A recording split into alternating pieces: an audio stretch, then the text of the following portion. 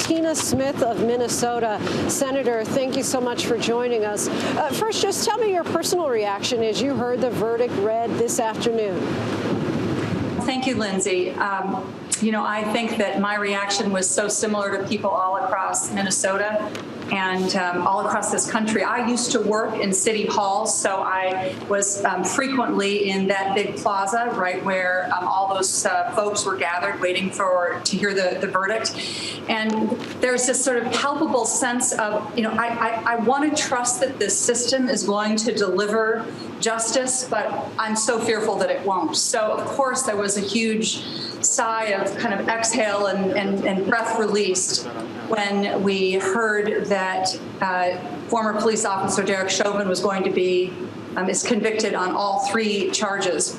But then immediately you start to think about how this is, as Vice President Harris says, this is a measure of justice, but it is about accountability in one case. It is not about addressing the systemic problems that we have with policing and public safety and criminal justice and the systemic racism that I was heartened to hear both Vice President Harris and President Biden speak about just a moment ago. And, of course, it's been nearly a year since George Floyd's death. What does this guilty verdict mean for both the state of Minnesota and for the country?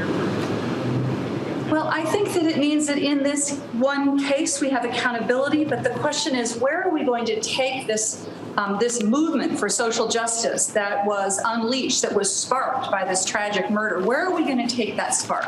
Where will it lead us? Will it lead us finally to a place in this country where we are truly not only seeing the systemic racism, but then we are prepared to take action to address it?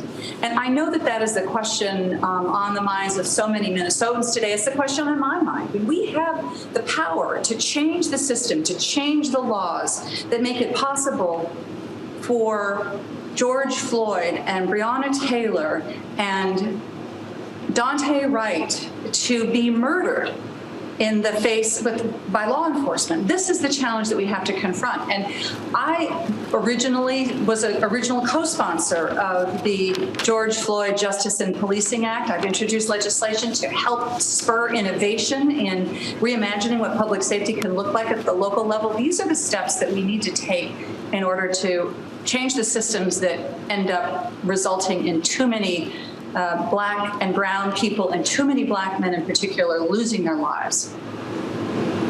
I'd like to piggyback off of that because, as you just mentioned, you sponsored the George Floyd Justice and Policing Act in Congress to try to address police reform. Do you think that this verdict today can spur any momentum on that effort? Well, I am an optimist. I sometimes say that you can't really serve effectively in the United States Senate if you're not an optimist, if you don't believe that progress is possible. That's where I'm coming from. I was heartened today to see the statement of Senator Tim Scott, who I know cares deeply about this issue and who also has personally experienced the profiling and the racism that happens too often for Black men. Awesome. And the work that I believe can happen if we put aside our partisan difference and we really address the systemic problems there. I have to be optimistic about that.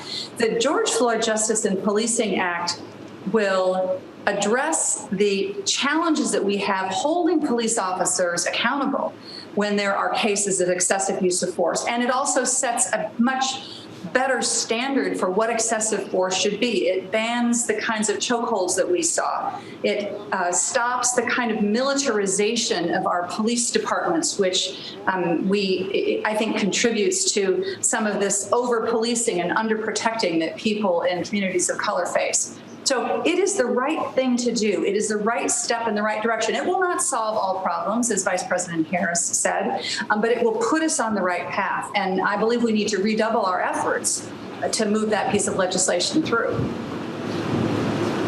And to that end, what do you think needs to happen next in order to get bipartisan movement in the Senate so that the reform effort doesn't get stalled again? Well, I think that there are conversations happening right now, and that is a good thing. I am I'm encouraged to know that there is some good bipartisan conversations happening. But I also know that in my community, I live only a few miles from 38th in Chicago, where George Floyd was murdered, and where there is now a gathering of people. You can see on your screen, I don't want to say celebrating this verdict, but just breathing a sigh of relief from this verdict. You know, they want to see action. They want to see action now. So we have to find a way of moving forward. Senator Tina Smith, our thanks to you. We really appreciate your time. Thank you very much. Thank you.